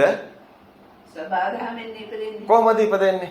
ඒ ස්වභාව ධර්මයේ ඉතින් දැන් හැමදේම අපි නෑ අම්මා ඉපදෙන හැටි මට හරියට අම්මා කියන්න ඕනේ. ඉපදෙන්නේ මව් කුසෙන්ද? පළවෙනි ප්‍රශ්නේ ඒක. මව් කුසෙන් තමයි ඉපදෙන්නේ. නෑ. ස්වභාව ධර්මයට මේක දැන් කියන්නේ මව් කුසෙන් නෙවෙයි කියලානේ. කියන්නේ ස්වභාව. ධර්මයේ තුල ඉපදීම මව් කුසෙන් පනවන්නේ නෑ. ඔව් ඒ කියන්නේ ස්වභාව. කොතනින්ද ඉපදීම පනවන වචනයක් තියෙනවා. ඒ වචනේ කියන්න පුළුවන්ද? මොකද? ඒක පනවන වචනයක් තියෙනවා. ඉපදීම බුදුන් වහන්සේ පනවන වචනයක් තියෙනවා. ජාතිය උපදින්නේ කොතනින්ද? ජාති ධම්ම සූත්‍රයේ කොතනින්ද ජාතිය උපදින්නේ? ඒක මේ ධර්මයේ ගලප ගන්න මූලික අවශ්‍ය સિદ્ધාන්ත ටික මම මේ අමකට පෙන්නගෙන එන්නේ. ධර්මය අනුව කියනෝනේ. සබදාම කිව්වට ඒක බුදුන් වහන්සේ ජාති ධම්ම සූත්‍රයක් වෙනවම කියනවනේ. පනවනව තනක්. ස්කන්ධානම් පාතිභාව ආයතනනම් පටිලාභෝ අයං උච්චති ජාති. අපිට තේරෙනවද මොකද කිව්වේ කියලා? තේරුණා? නෑ, තේරුන්නේ නෑ. මෙන්න මේකයි කිව්වේ. ඇස ඉපදුණු කල්හි ඇසෙන් දෙයක් දැක්කොත් පුටුව කියලා අඳුන ගත්තොත් අර පුංචි දරුවා මුලින් අඳුරන්නේ නැහැ. ඊට පස්සේ මුලින් දරුවාට හරියට ලෝක පාට පේන්නේත් නැහැ. ඊට පස්සේ පුංචි දරුවාට එළියෙන් කියනනේ මේ අම්මා කියලා. අන්න අම්මා කියන જાතිය උපදිනවා. අන්න ಜಾති ධම්ම සූත්‍රය වෙනවා. ඇහැ ඉපදීම ಜಾතියයි. කන ඉපදීම ಜಾතියයි. කනෙන් ශබ්දයක් අහලා පිටින් කවුරු හරි කියලා ඒක උපදින්න ඕනේ දෙයක් වෙන්න ඕනේ. බල්ලෙක් බුරනවා කියන එන්න ඕනේ. දැන් අපිට තේරෙනවද කියපේ? ಜಾති ඉපදෙන්නේ ඇහැ කන ආයතන හයේ උපත. සලආයතන උප්පත්තිය ಜಾති කියන්නේ. ඒක මෙහෙමයිනේ දැන්. දැන් ಜಾති උපත මොකක්ද? ඇත්ත කන නාසයෙන් ශරීරේ. ඉපත ಜಾතියයි. ඒක ලෝකේ හැදෙන්නේ ඇස් දෙකෙන් නෙමෙයිද? කනෙන් නෙමෙයිද? අපි මේ දැන් ලෝකේ බලන්නේ අපි හදාගෙන ඉන්නේ ඇහැ කනෙන් දිවෙන් නෙමෙයිද? එතරම් නෙමෙයිද විඥානය හැදෙන්නේ? අම්මම කිව්වනේ රූපේ නාමයේ එකතු වෙලා සිත හැදෙනවා නම් විඥානය හැදිලා තියෙන්නේ රූපේ නාමයේ එකතු වෙලා. එහෙනම් එළියේ තියෙන එකට කවුරු හරි නමක් කියන්නම ඕනි. ඉපදෙන්න. අම්මගේ ඇහැ ඉපදෙන්න නම් අම්මා මව කුසේදී එහෙනම් දැනගෙන එන්න ඕනි. එහෙම එන්නෙත් නැහැ. එතකොට දැන් මෙහෙම කියන්නේ. ඔව්. දැන් මම ඉපදුනා කියන්නේ ඇසකන්නාසිදී ශරීරේ ඒ ඉන්ද්‍රයන් මේකේ මම ඉපදුනා. ඔව්. එතකොට ඒක සබාදහමට කොහොමද සියල්ල සබාදහම කියන්න පුළුවන් කාටවත්? කාටද කියන්න පුළුවන්. මොකද හේතුව මේක ඔක්කොම ඉතින් එක තලයකනේ තියෙන්නේ. ඒ කියන්නේ මේ සේරම පුජ්‍යලයක් නැත්තම් මොකද තියෙන්නේ? ඒත් සබාදහම කාටද කියතේ. නමුත් අන්තිම සබාදහමක් නැහැ කියතේ. මොකද විඥානය මේක අවබෝධ කරාම විඥානය නිෂ්ප්‍රභ වෙනකොට මේ සේරම මායාව වෙනකොට සබාදහමත් මායාවක් වෙනවා. ඇයි සබාදහම දැන් ගහ කියන්නේ සබාදහම නම් ගහ නැත්තම් සබාදහමක් නැහැ. සබාදහම මේ ඔක්කොම කිව්වට අන්තිම සබාදහමක් නැහැ. මේ දෙපැත්ත ප්‍රතිබිම්බේ තියෙන්නේ. ඒ කියන්නේ මේ කණ්ණාඩියෙන් දෙපැත්ත මාරු වෙන එකක් තියෙන්නේ. ඇහැ කියන්නේ කණ්ණාඩිය, එළියේ අපි කියන සබාදහම. හැබැයි සබාදහම තමයි මේ ටිකේ කියන්නේ. ඇහැ කියන්නේ. දැන් මම කියන එක කෙනා සබාදහමේම ප්‍රතිබිම්බයක් වෙනවා. අතන මම කියන එක දෘෂ්ටියක්. ඒ කියන්නේ මේක ඒ දෘෂ්ටියක් කියන්නේ දෘෂ්ටිය කියන්නේ මොකද්ද කියලා අම්මා අහුවානේ දවස. ඒක තමයි හරිය ප්‍රශ්නේ. ඒ කියන්නේ දෘෂ්ටිය කියන්නේ තියෙන එකක් නෙමෙයි. අපි හිතන එකක්. ඒතර මම කියන්නේ නැහැ. ඒකයි මායාව. අපි හිතනවා මම ඉන්නවා කියලා හිතනවා. ඒකයි දෘෂ්ටිය කියන්නේ. ඒකයි සක්කාය දිට්ඨි කියන්නේ. දිට්ඨි කියන එක කොහෙවත් නැති එකක්. අපි දිට්ඨියක් කියන්නේ හිතන එකක්. එහෙම එකක් නැහැ. දැන් ගිනි බෝලයක් කරකවනවා. අපි කියන ගිනි වලල්ලක් කියලා. ඔව් වලල්ලක් නැහැ. ඒක තමයි දිට්ඨිය. දෘෂ්ටිය පේන එක. ඒක තමයි මේ හිත වලල්ලක් වගේ කරකිනවා අපේ වට. දැන් අපි හිතන්නේ මේ අපි ඉන්නවා. දැන් නමුත් අපිට පේන බව විතරයි තියෙන්නේ. ඇහෙන බව විතරයි. නමුත් අපි ඇහෙන එක මගේ කරගන්නවා. දැන් මේ ඇහෙන එකේ අම්මේ දැන් ඇහෙන බව විතරයි කිව්වනේ. පේන බව විතරයි කිව්වනේ. හැබැයි දැන් මේ පේන එක එහා පැත්තේ කෙනෙක් තියෙනවා නම් මොකද වෙන්නේ? එහෙනම් දකින්න කෙනෙක් මේ පැත්තේ ඉන්නවා. එතන පුටුවක් තියෙනවා කාටද පුටුව පේන්නේ. එහෙනම් මම මෙතන ඉන්නවා. අන්න ඒකයි භාෂාව දෙන්නේ. අන්ත දෙකක්. ප්‍රථම පුරුෂ, උත්තම පුරුෂ, මධ්‍යම පුරුෂ. භාෂාවේ හැමතිස්සෙම ඇත කිව්වොත් ඇත කිව්වොත් තිබිලා තියෙනවා. නැත කිව්වොත් තිබිලා තියෙනවා. ඇත කිව්වොත් නැති වෙලා තියෙනවා. නැති වෙනවා. භාෂාවකින් මේ ධර්මය කියන්න බැරි එකයි. භාෂාවේ හැමතිස්සෙම නාම රූප අන්ත දෙක තියෙනවා. මොකද ඒක භාෂාව. ඒක තමයි සිත. ඔක්කොම එකම තැන කැරකෙන්නේ. මේ සිත තියෙන තැන මේ ඔක්කොම කැරකෙනවා. නාම රූප හැබැයි මේ කතාවේ වෙන මුකුත් නැහැ. තියෙන්නේ නාමයි රූපයි විඥානයි විතරයි. විතරයි. නමුත් මේක කතා පැහැදිලි කරනකොට ලොකු පරාසයක් තියෙනවා. මොකද හේතුව මේ ලොකු පරාසයෙන් අපිට ඇත්ත වෙලා අපිව. ජීවිතේ ඇත්ත වෙලා. දැන් අම්මගේ ඉපත තියෙන්නේ මව් කුසේ නෙමෙයි කියන එක දැන් ඔයකෙන් තමයි පෙන්න්නේ. ඒ කියන්නේ අපිට එහෙමකට හිතෙන්නේ නැහැ ඒක කවදාවත්. අපිට හිතෙන්නේම නැහැ මේ මව් කුසේනේ පණ තියනවානේ එහෙම කියන්නේ කොහොමද? නමුත් එතන ලෝකයක් නැහැ නේ දරුවට. අපි හිතමු මේ දරුවා දැන් උපදිනවා. දැන් මේ දරුවා අම්මා දන්නෙත් නැහැ, තාත්තා දන්නෙත් නැහැ, ලෝකේ දන්නෙත් නැහැ, මුකුත් දන්නේ නැහැ. හැබැයි මස් කැටියක් තියෙනවා. දඟලනවා, ජිලි ගගා දඟලනවා. නලියනේ ඉන්න. හැබැයි එයා හිතන්නේ නැහැ කවදාවත් මේ අනේ අර අම්මා පව්, අර යම තාත්තා පව් එයාට එහෙම නැහැ. ඔය යටි දැරි මේක නෑ. එයා නෑ. ඉතින් එයා මැරුණා කියමු. දැන් එයාට ප්‍රශ්නයක් නැහැ නේ. දැන් පුංචි දරුවා මොකක් හරි අසනීපයක් හරි මේ ලෝකේ විහිච්ච ගමන් මැරුණා කියමු. අර අම්මලට තමයි ප්‍රශ්නේ තියෙන්නේ. අනේ මගේ දරුවා මලලා කියලා හිතනවා. ඔව් ඒ ළමයට එහෙමයිනේ කිසිම ඔව් නමුත් එතන ඒ දරුවාට කෙලෙසයක් නැහැ. විඥානයක් එතන පනව ගන්න බෑ ඇත්තටම. ඒක ජාතිධම්ම සූත්‍රයේ තමයි පේන්නේ. බුදුන් වහන්සේ කියනවා ස්කන්ධයක්. ස්කන්ධය කියන්නේ නාමයේ රූපේ යමේ දැනීම වෙන්නේ ස්කන්ධේ. දැන් අම්මා කියවනේ එළියේ රූපේ. මෙතන නාමයේ කියලා, සිතේ කියලා, චේතනා කියලා. දැන් මේ එළියේ තියෙන එක දැනෙන එක තමයි වේදනා සංඥා සංකාර. නාමයේ හැදෙන්නේ ඒමයි. ඒකයි ස්කන්ධය කියන්නේ. ඒකයි අර සූත්‍රය කියන්නේ ස්කන්ධානම් පාතිභාවෝ ආයතනේ හැදෙනවා ඇස කියන. ස්කන්ධේ නිසා ආයතනේ හැදෙනවා. ඒකයි මේ ජාතක සූත්‍රය කියන්නේ. ස්කන්ධේ නිසා ආයතනේ හැදෙනවා. ඒ ආයතනේ හැදුණු නිසා එයාට එළියේ දෙයක් තියෙනවා කියලා જાතියක් උපදිනවා. අම්මා කියන එක එළියේ උපදින්නේ ඇහැ උපදිනවා. ඇහැ උපදින්නේ ස්කන්ධේ නිසා. ඒකයි ස්කන්ධානම් පාතිභාවෝ ආයතනම් පටිලාභෝ අයං උච්ච જાතික. ඒක මාර පැහැදිලි කිරීමක් එතන තියෙනවානේ.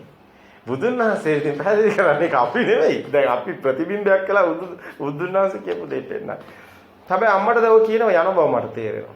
අර නාම රූප පෙන්නනවා කියන එක මේ ගොඩාක් වටින තරම්. කෙනෙක් හරියට ඒක තේරුම් අරගෙන මේ අපි හිතනවා අපිට මේ එළිය නෙමෙයි. අන්න ඒක අම්මා කියපු එක ලොකු දෙයක්. මට ඕනුනේ අම්මගෙන් එතනට තමයි අම්මව ගන්න. දැන් ඒක ගන්න පුළුවන් නම් ඉතුරු ටික යන්න පුළුවන්. එතනට ගන්න බැරුව තමයි හිටියේ. ඒක තමයි ඕනුනේ ගන්න. එතනට යන්න පුළුවන් නම් ඒක ඉතුරු ටික විඥානේ ගලව ගන්නයි තියෙන්නේ. ඔතන තියෙන්නේ. මේක හැමදාම පැය භාගයක් විතර කියනකොට තේරෙනවා. තේරෙනවා. කියනකොට තේරෙනවා. මං ඉතින් වද දීලා හරි අම්මට බලනවා කොහොමද මේක පොඩ්ඩක් හරි දෙන්න. මොකද හේතුව අම්මට පොඩි කාලයයි තියෙන්නේ. ඒ කාලය ඇතුළත ගන්න පුළුවන් ප්‍රමාණය ගත්තොත් මෙන්න මෙහෙම දෙයක් තියෙනවා.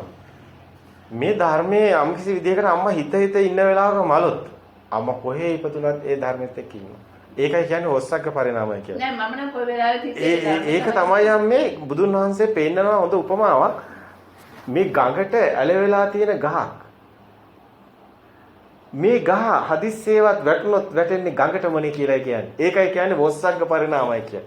කියන්නේ නිවනට නැමුණක් කොට පවතින කෙනෙක් නිවනින්ම සැනසීම ලබනවා කියලා කියන්නේ. හැබැයි මනුස්සාත්මිකදී විතරයි කියනවා මේක නිවනට නැමෙන්නේ. අන්න ඒකයි එතන තියෙන රහසීකයි. බුදුන් වහන්සේ සුගති පරායන වෙන හැටි නොකිය හැමතැනම අපි දකින්න පෙන්නනවා. සුගති පරායන වෙන්නේ මෙන්න මේ ධර්මයේ මේ ප්‍රතිපදාවට આવොත් විතරයි. හිත දැකලා, රූපේ දැකලා, නාමේ දැකලා යන්තම් හරි මනුස්සාත්මිකදී මේක දැක්කොත් මෙයා මොන ආත්මිකදී හරි මෙයා මේක අල්ලනවා කියලා බුදුන් වහන්සේ කියන්නේ. ඒක කියන්නේ සෝතාපන්න මාර්ගය. ඒකත් වැදගත්නේ. සෝතාපන්න මාර්ගය තමයි රූපේ එළියේ මෙහෙ නාමයේ කියලා ගන්න එකම මොකද පළවෙනියට බුදුන් වහන්සේ දේශනා කරන්නේ ධම්මචක්කපවත්තන සූත්‍රයේ. ඒකත් බුදුන් වහන්සේ ඔතන තමයි ඉස්සලාම පෙන්නන්නේ අන්ත ටික. එළියාන්තේ ඇතුළයාන්තේ මේ අන්ත ටික පෙන්නනවා. ඒකයි ද්වේදසාකාරං ත්‍රිපරිවට්ටං කියලා කියන්නේ. ඒ සූත්‍රයේ තියෙනවා ඒක. තියෙනවා දුක සත්‍ය දුක ආර්ය සත්‍ය තුනකට බෙදනවා. එතකොට දුක එළිය දරුවා මරණ එක දුකයි. එළිය ඒකත් දුකක් එතන තියෙනවා. හැබැයි ඒක හිතේ තියෙනවා. එතන දුකක් තියෙනවා. හැබැයි දරුවා කවදාවත් එළියේ හම් වෙන්නේ නැති එකක් දුකක්. තුනකට බෙදනවා. ඒක තමයි ධම්මචක්කපවත්තන සූත්‍රයේ තියෙන වටිනාම ටිකම. ඒක ධම්මචක්කපවත්තන සූත්‍රය හොඳට පුළුවන්. ධම්මචක්කපවත්තන සූත්‍රයේ ද්වේදසාකාරං ත්‍රිපරිවට්ටං කියලා තියෙනවානේ. මොකද්ද මේ 12 ත්‍රිපරිවට්ටම් මොකද්ද? ඕකයි දැනගන්න ඕනේ රහස. නැතුව සූත්‍රයේ අපි ගාතාව කිව්වට වැඩක් නැහැ. මොකද්ද 12? කියන්න පුළුවන්. 12 තමයි චතුරාර්ය සත්‍ය හතරයි. දුක්ඛ, සමුදය, නිරෝධය, මාර්ගය. දුක තුනක් තියෙනවා. දුකේ තුන් ආකාරය දකින්න ඕනේ. දුක ඇතිවීම හේතුව ඒවනේ? නැහැ. එළියේ දරුවා මැරෙන එක දුකයි. මේ දුකනේ කියන්නේ. එන එළියේ දරුවා ඉන්නවා කියලා හිතනවානේ. ඒතර එළියේ දරුවා මැරෙනවානේ. එතන දුකක් නේ. නමුත් එයා හිතේ ඉන්නවානේ. දරුවා මැරුණත් දුකයිනේ පස්සෙත්. මල ගෙදර ගිහිලා වල්ලා දැම්මත් අම්මා අඬනවානේ ගෙදර. ඒකට හේතුව හිතේ තාම දරුවා ඉන්නවානේ. මාස ගණන් අඬනවානේ. අවුරුදු ගණන් අඬලා ඉන්නවානේ. දානත් දෙනවානේ හිත. අනේ පව් කිය. එතකොට හිතේ දුකක් තියෙනවානේ. එතකොට දුකේ ආකාර දෙකක් අම්මට පේන්නේ නැද්ද? දරුවා මැරුණු දවසේ දුකක් නැද්ද? එතකොට දරුවා මැරෙන එක දුකක් නෙමෙයි මේ වෙලාව. එතනත් දුකක් තියෙනවා. බාහිර දේ නැති වෙනවා. එතකොට ඒක එතන නැති වෙන දුක මෙතන හිතේ තියෙන දුක. මෙයා මෙහෙම හිටියා කියලා විඳවනවා. සෝමනස්සයට එනවා. මෙතනින් එනවා. අර චෛසික පැත්තට එනවා. එතකොට එළියේ දරුවා මැරෙන එක දුක. හිතේ දරුවා මැරෙන එක ඒ උපාදාය රූපේ දරුවෙක් ඉන්නවා කියලා හිතාගෙන ඒ උපාදාය රූපේ ඉන්න දරුවා අර අත්තර ගන්න දරුවෙ ඉන්නේ. අයි හිතේ දරුවා ඉන්නවා කියලා. ඒක දුකක් නෑනේ. ඔව් ඒක තමයි දුක සත්‍ය. එතන එළිය දරුවා මැරෙන දුක. ඊට පස්සේ මේක දරුවා මැරුණාට පස්සෙත් මෙයා විඳවන්නේ ඇයි? හිතේ තියෙන දරුවා. අයකනේ. හිතේ අත්තර ගන්න බෑ. උපාදාය දරුවා. ඒතකොට ඒක අතාරින්න බැරිද? ඒක තමයි කෙලෙස් ආශ්‍රව. ඒක කියොත් rahat වෙනවා. ඒක අතහැර ඒක ගන්න අතහැර ගන්න තියෙන දෙක ප්‍රතිපදාව. ඒක තමයි දුක්ඛ ආර්ය සත්‍ය. මොකක්ද ඒක? දැන් එළින දරුවා මරණ එක අම්මට තේරෙනවා දුක කියලා. හිතේ උපාදාය දරුවා ඉන්නකන් දුක තියෙනවා කියන දෙවෙනි එක කියලා තේරෙනවා. හැබැයි තුන්වෙනි කොහොමද? දුක්ඛ සත්‍ය. දුක්ඛ ආර්ය සත්‍ය කියන්නේ ආර්යවරු දකින්න දුකක් තියෙනවා මහණෙනි.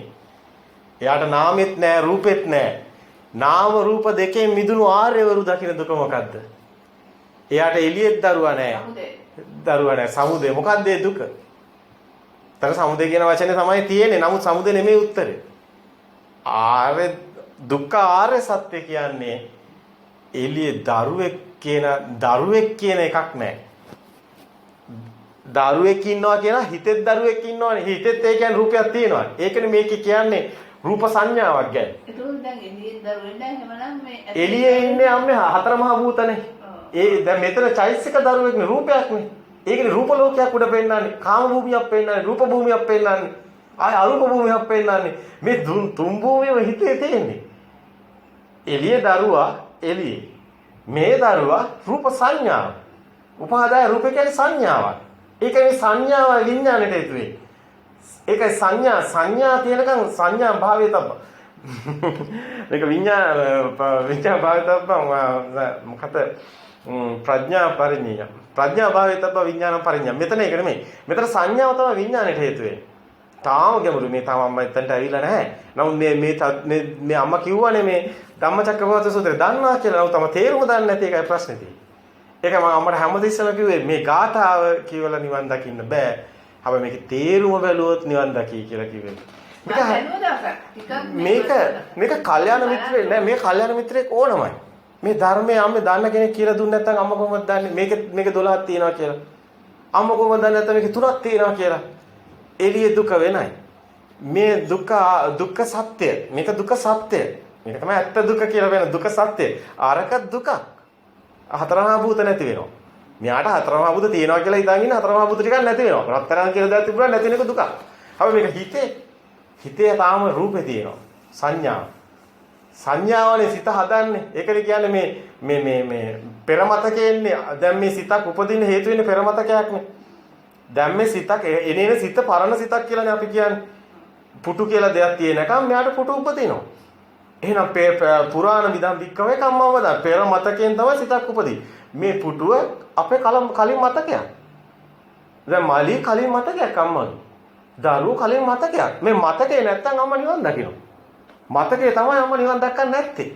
මතකේ නිසා තමයි ඊගව සිත උප්පද්දන්නේ. අලුත් සිතක් හැමදෙස්සම හදනවා. සිත් පරම්පරාවක් හදනවා. සසරක් හදනවා. අන්න සසර කියන්නේ සිත් පරම්පරාව. එකම තැන කරකෙන්නේ. එකම තැන මේ කරගේ.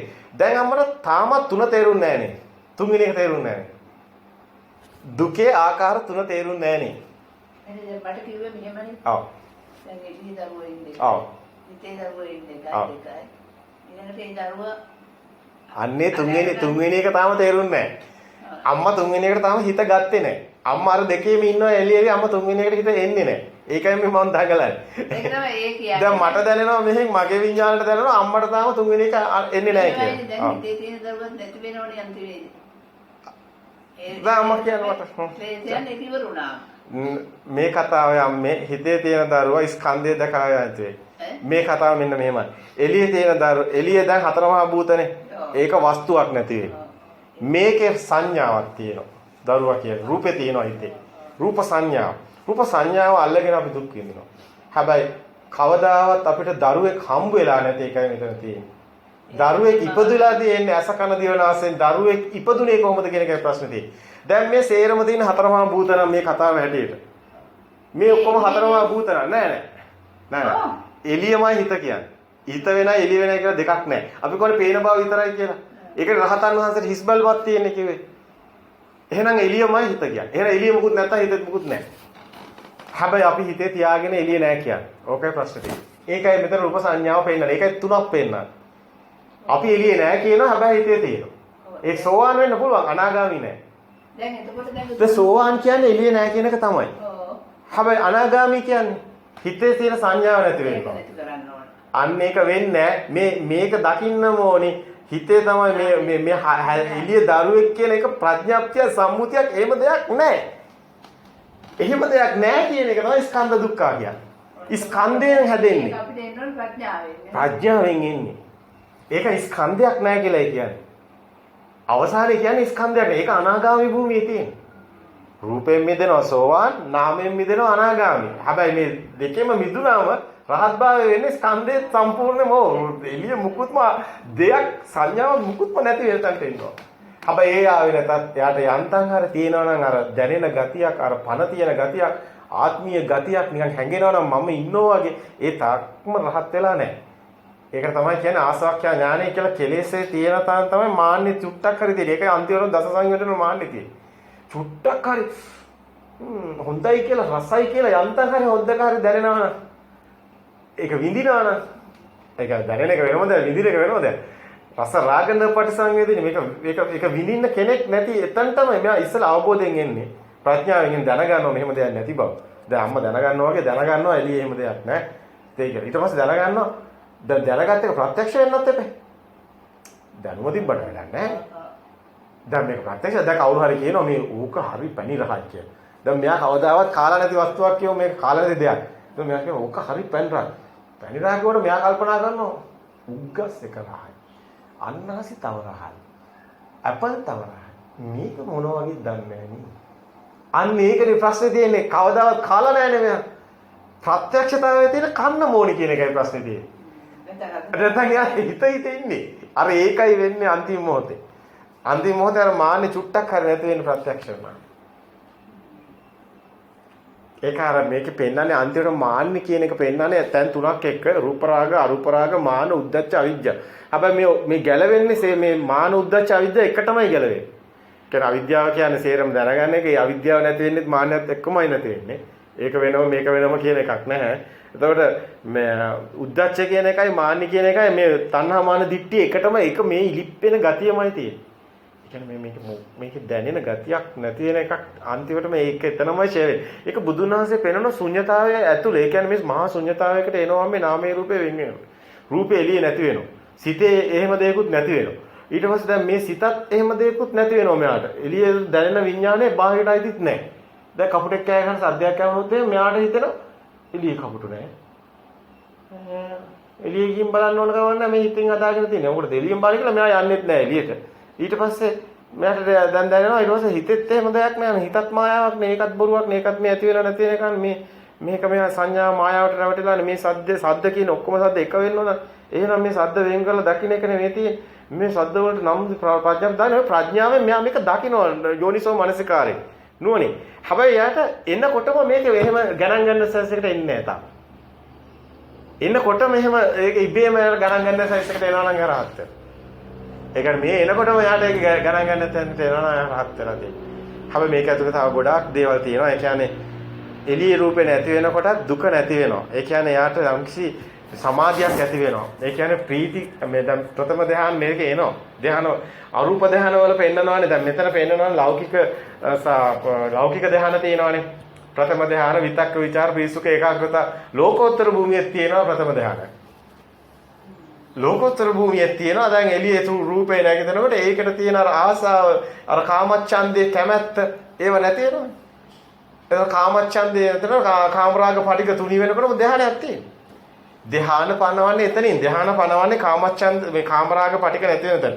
ඒ කියන්නේ කාමෝස් මේ දැන් මේ කම්සපේ අත්හැරියම තුන නෙක්ඛම්මේට එනකොටම මෙතන ධ්‍යාන මට්ටමකට යාගේ සිත විතක්ක ਵਿਚාර සංසිඳනකොට වෙනවා. ඉතින් ඒත් එක්කම මේ දකින්න තැනක් ධ්‍යානෙ තියෙනවා. ධ්‍යාන වල තියෙන ස්වභාවය තමයි එයා සමාපත්තියක ඉන්නවා. ඒ කියන්නේ එකම ස්වභාවයක හිත පවතිනවා. අරමුණක් යනට වැඩි ස්වභාවයක පවතිනවා. ධ්‍යානයක් කියනවා එක ලෙවල් එක පාවෙන එකක් ධ්‍යාන. ධ්‍යානෙක අත ධ්‍යාන විපරිණාම දැන් බුදුන් වහන්සේ පන්නන සංඥා එකව සික්ඛා එකව උපද සික්ඛා එක නිරුද්ධති කියලා. ඒ කියන්නේ මේ ධ්‍යානෙත් විපරිණාම වෙනවා දෙවෙනි ධ්‍යානෙට. ප්‍රථම ධ්‍යාන එක මට්ටමක දැන් විතක් ਵਿਚාර නැතුව ඉන්නවා කියමු. එතන ප්‍රීතියක් තියෙනවානේ. දැන් උතන සම්මතය තුළ අපි කතා කරන්නේ මේ ලෞකික ධ්‍යාන. ඒ ප්‍රීතිය මේ තියෙන්නේ මෙතන නිකන් මුකුත් මේ දැනෙන්නේ නැති ස්වභාවය තුළ ඇතිවෙන ප්‍රීතිය. ඒක තවත් තුනී වෙලා තවත් මේ සුකුම වෙලා ගිහිල්ලා පාවෙන ස්වභාවය වැඩි වෙලා තමයි ওই සුකුම ප්‍රීතිය ගිහිලා ඔය තියෙන මේ සුඛයත් එක්කලා තියෙන සුඛ ඒකාග්‍රතාව තියෙන එතනට එන්නේ. එතකොට විතක්ක ਵਿਚාර ප්‍රීති සුඛ ඒකාග්‍රතාව තුන්වෙනි ධ්‍යානෙට එනවා. එතකොට එතනත් එයා මට්ටමක් පෙන්නනවා. අර එක තැනක පාව වෙනවා. නමුත් ඒකත් විපරිණාම වෙනවා කියලා බුදුන් වහන්සේ කියනවා. ඒ කියන්නේ ඒකෙත් තව තුනී වෙලා තවත් පල්ලයට වැටෙනවා. දැන් උඩ ඉන්න කෙනා නිකන් වැටෙනකොට එක මට්ටමකට වැටිලා ටිකක් එහෙම පාවී තිබිලා ආයෙ ඒක විපරිණාම වෙලා යට මට්ටමට වෙනවා. තුන්වෙනි ධ්‍යානෙ ආයෙ ගලා හතරවෙනි ධ්‍යානෙ වේදනා සංඥා. ඒකාග්‍රතාවය විතරක් තියෙනවා. ওই ධ්‍යානවල ওই කතාව තියෙනවා. හැබැයි ඒකම තියෙනවා ලෝකෝත්තර භූමියේ සිත දකින්නවා. වැඩියෙන් දකින්න ගන්නවා. තවත් හොඳට පේනවා. ඒ තැන් වලත් හැබැයි පේන ගන මුලින්ම බාහිරින් මිදිලා හිත විතරක් පේනවා. එක ධ්‍යානයක්. ඊට පස්සේ හිතිනුත් මිදිලා, බාහිරිනුත් මිදිලා හිස් ස්වභාවය. හරි සුන්දර කතාවක් මේකේ තියෙනවා. ඒ කියන්නේ මේක ප්‍රායෝගිකව වෙනවනේ. ඇත්තටම වෙන දෙයක් නෙමෙයි කියන්නේ. දැන් මේක වෙනකොට අම්මට දරුවා මරණය කියලා දුකක් එන්නේ නැහැ. ඔන්න ඔතන තමයි මේකේ තියෙන අර මේ දැන් මේ කියන්නේ බුදුන් වහන්සේ සත්තානං විසුද්ධියයි දුක්ඛ දෝමනස්ස අත්තකමයි ශෝක පරිද්දාන සමතික්කමයි නිබ්බානස්ස සච්චකිරියයි කියන්නේ මේ මෙතනට එන්නේ. එතනට එන්නේ ඒ කියන්නේ සත්තානං විසුද්ධියයි දුක්ඛ දෝමනස්ස අත්තකමයි ශෝක පරිද්දාන සමතික්කමයි දුක් නිබ්බාන සච්චකිරියයි. එතකොට සත්තාන විසුද්ධිය දුක්ඛ දෝමනස්ස අත්තකමයි ශෝක පරිද්දාන සමතික්කමයි ඥායස්ස අධිගමයි ඥාන ලබන්නේ බෑ ඔක්කොට අර නාම රූප වලින් මිදෙනකොට මෙයා අනාගාමී භූමියෙන් එනකොට මෙයාට එනවා ඥාන එනවා. ඒ කියන්නේ මේ පිටේ ඉන්න කෙනෙක් Taman දිහා බලන් ඉන්නවා වගේ අම්මා දවසෙම කරනකොට අම්මා පිටේ ඉඳන් අර අපි හිතුව මෙහා ගෙදර ඇන්ටිගේ අන්නේ වගේ. වෙනින් කෙනෙක් අම්මා දිහා බලන් ඉන්නවා. අම්මා ටීවී එක දාලා. ඊට පස්සේ අම්මා නිදි ගන්නවා. ඊට පස්සේ අම්මා යනවා එළවලු කපන්න. උයන්නවා තක්ක. ඊට පස්සේ අම්මට තේවක් කරන්න හිතෙනවා. ඊට පස්සේ අම්මට හිතෙනවා ආයෙ බය ටිකක් ගන්න. දැන් ඕක අහපැත්තේ ගෙදර එක්කන ජනේලෙන් හොරෙන් බලන් ඉන්නවා වගේ බලන් ඉන්නවා. ඔන්න ඔය වගේ අම්මට අම්මව පේන්න ගන්නවා මේ ඥානය අවිස්සුනා. ඥානය අවදි වුණා. ඥාන කියලා කියන්නේ විඥාන නෙමෙයි. විඥාන කියන්නේ අම්මව හිත ඇතුලේ තේවක් කරන්න ඕනි කියලා අනේක. විඥාන. ඒ දැනීම. නමුත් ඥාන කියන්නේ ඒක නෙමෙයි. අභිඥා. ඥාන කියන්නේ අම්මට ඊට පස්සේ පේන අම්මා දිහාම තේවක් කරන්න යන්නේ හිතේවා. ඒකට මේ දැන් ටීවී එක දාන්න හිතේවා. දැන් මෙහෙම කරන්න ඕනි කියලා හිතේ. අම්මටම දැන් අම්මගේ දිහා පේන අරවට ඇලෙන්නේ නැහැ. අරවට මොකුත් උත්තර දෙන්න යන්නේ නැහැ. මොකද අම්මටම මේක දැනෙනවා. අම්මට තාම ওই ඥාන නැති නිසා අම්මට ඒක දැනෙන්නේ නැති නිසා නමුත් අම්මට දැනෙන දවසක් ආවොත් අම්මටම අම්මගේ දේවල් දැනෙන කියලා යනවා. ඒක හරි වටිනාම තැන එතන. හැබැයි නාම රූප වෙන් වෙනකොටයි මේක පේන්නේ. එළිය නෙමෙයි කියලා හිත දැකලා හිතත් නෙමෙයි කියලා දකිනකොට දකින්න තැනක් කෙනෙක් නැති වෙනවා. කුජ්ජලයා නැති වෙනවා. අන්න එතකොට ඥානය අවදි වෙලා එනවා. එතකොට යාදියා එනකොට එයා තාම මට මේ සතුටක් දැනුණා. අන්න ඥානය එනවා. තාම මං දුකක් දැනුණා. තාම මට මෙහෙම යන්තම් තියෙනවා. තාම මං අර කහපාට දැක්ක ගාම මගේ හිතේකට ගියා. තාම මගේ හිතේ කියන්නේ බාහිරට යනවා. තාම අර ඇඩතරේ මේ ඥානෙකට එන්නේ. ඒක ඥානෙකට එනවා. ඒක මෙහෙම පැහැදිලි කරාට එහෙම පැහැදිලි කරන්න පුළුවන් ඒකුත් නේ. ඒ තරම්ම සිව් තැනක්. අපි එතනට තමයි සිත් පරම්පරාව පේන්නේ. පුබ්බේනවස ඥානෙ පේන්නේ. සිත් පරම්පරාව මේ ඇති වෙනවා. ඊගව සිත එනවා. ඊගව සිත යනවා. අර සිත එනවා. ඒකත් අතීත සිතක්. ඕ පේන්න ගන්න. පුබ්බේනවස ඥාන, ආසවක්ඛ්‍යා ඥාන, පරිච්ඡේද ඥාන මේව නැතුව කවුරුත් නිවන් දකින්නේ ඒක ඒවා තියෙන්නම ඕනි. ඒවා එන්නම ඕනි. ඒවා එනවා. ඒ විතරක් නෙමෙයි මේකේ අම්මේ වටිනාම තැන තමයි ලෝතුරු සුවේ. ඒක දැනෙනවා. ඒක මේ එළියෙන් දැනෙන එකක් නෙමෙයි. ඒක ශරීරයට දැනෙන එකක් නෙමෙයි. ඇඟට දැනෙන එකක් නෙමෙයි. හිතට දැනෙනවා. දරුවෝ වරණක් කවන්නේ. නෝනා වරණක් කවන්නේ. ගෙවල් නැතුවක් කවන්නේ. කන්න නැතත් කවන්නේ. උලංගිය ඇවිදිනවා. නිකම්ම හිතනවා පාරේ යන. නිකන් ඔහේ යනවා. ගහක් චට. හිතුන්නේ. ඔය වගේ අමුතු සිතුවිලි එනවා. ලෝතුරු සේට ආව හුලග වගේ. මේක කියන්න බෑ කාටවත්. කිව්වොත් මොනවාරි ප්‍රශ්න වෙනවා. ඒක ඒ තරම්ම අමුතු සෝයකට එනවා. එනවා විතරක් නෙමෙයි ඇත්තටම කවුරු කරවත් ගානක්වත් නැහැ. අර උරග සූත්‍රය තමයි කියන්නේ.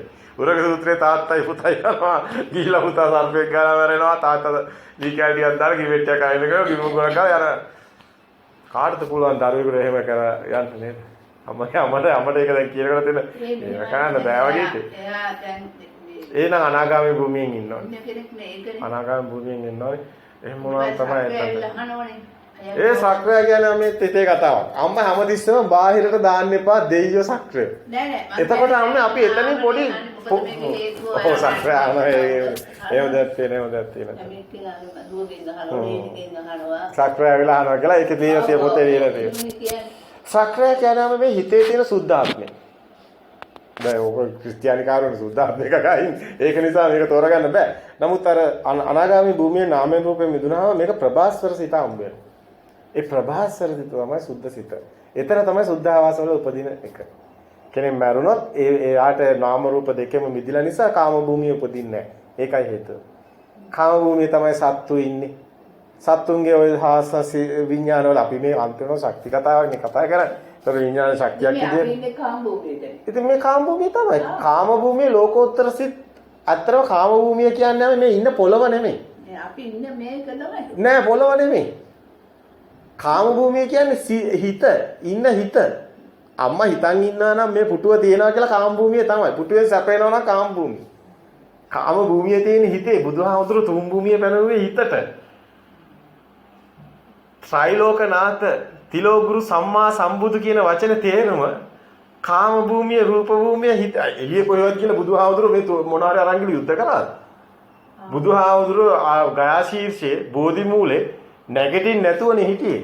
ඒක ඕන කෙනෙක් දන්නවනේ බුදුහාමුදුරු ගයා ශීර්ෂයේ බෝධි මූලේ කොහෙවත් ගිහලා යුද්ධ කළා නෙමෙයි බුදුුනේ කිය. ඔතනනේ බුදුුනේ. එතකොට එහෙමනම් හිත ඇතුළ මෙනෙහි කළා ඒ බෝධි මූලයේ සුර හිත ඇතුළෙන් ප්‍රඥාව වඩලා හිත ඇතුළේ භූමිය හඳුනගෙන හිත ඇතුළේ කාම භූමිය. එළියෙන් පුටුව තියෙනවා නම් ඒකේ සැපක් තියෙනවා නම් අම්මා ඒ සැප විඳිනවා නම් අම්මා ඉන්නේ කාම භූමියේ.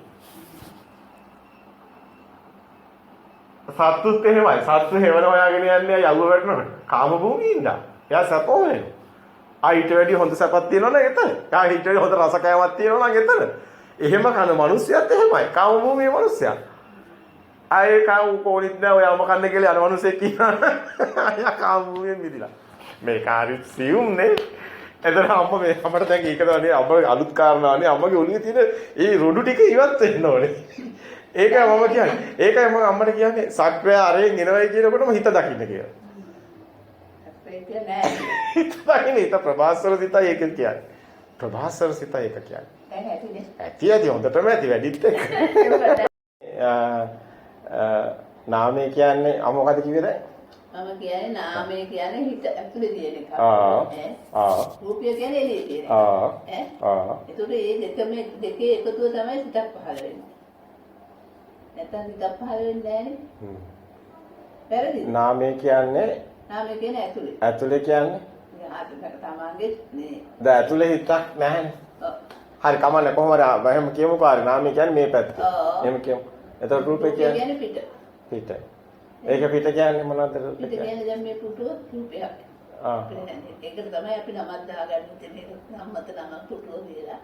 ඒ විදිහට නම් මේ තියෙනවට කියන්නේ රූපේ. එතකොට හිත පැත්තට නාමය කියන්නේ. එහෙමද? එතකොට ඊට පස්සේ මොකද කියන්නේ? රූපේ. ඊට පස්සේ ඒ දෙකම නැත්තම් හිතක් ඇති වෙන්නේ නැහැ කියලා මගේ නැගීම.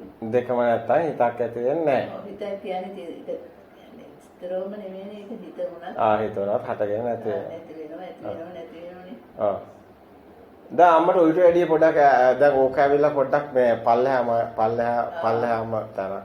ඊට වැඩිය දෙයක් තේරෙන්නේ නැද්ද අම්මට ඔය කියපු තැන? ඊට වැඩිය ටිකක් ගැඹුරට යන්න බැරිද ඒ කියපු තැන මේ ඇත්තටම දැන් නාමයක් නැත්තුව සිතක් ඇති වෙන්නේ නැහැ රූපයක් නාමය දෙකක් නැතුව සිතක් ඇති වෙන්නේ නැහැ කිව්වනේ. එතකොට දැන් නාමයන්තේ රූපයන්තේ කියලා පොඩ්ඩක් අම්මා හඳුනාගත්තානේ දෙපැත්තක් නාමයන්තේ රූපයන්තේ කියලා. එතකොට දැන් තව ටිකක් ඇතුළට අම්මට තේරෙන්නේ නැද්ද මේ රූපේ කියන්නේ මොකක්ද එතකොට? රූපේ කියන්නේ අම්මා කියන්නේ මේ බාහිර තියෙන පුටුව එහෙම රූපේ කියනවා. නමුත් දැන් අම්මා ඊයේ අම්මා ඊයේ තේරුම් ගත්තේ මොකද්ද කියන්නේ හිතේ? රූපයක් දැන් රූපේවත් එතන රූපයක් නැහැ. අපිට තමයි හිතන්නේ මෙහෙම එතන රූපයක් තියෙනවා. රූපයක් තියෙනවා කියන්නේ. ඒක සම්මුතව මේ කරනවා. එහෙම ඒක අපි හිතෙන් හදාගන්න. හිතෙන් හදාගන්න. නැත්නම් එතන නැහැ. නෑ රූපයක් නෑ. අපේ හිතෙන් හදාගන්න. ඉතින් හදා ගන්නවා කියනවා නම් ඒක එළියේ නෙමෙයි නේද? ඔව්. ඒකත් හිතේම නේද? හිතේම ඇති. එතකොට අන්ත දෙකක් හම්බ වෙන්නේ නැහැ නේද එතකොට? නෑ මෙහෙමයි ඒක අර සම්මතව රාමයේ රූපය කියන දෙකක් තියෙන එක. සම්මතය තුළ එහෙමයි දැනෙන්නේ. නමුත් ඇත්ත කතාව එහෙම නැහැ. ඒක තමයි හිතින් හදාගන්න එක.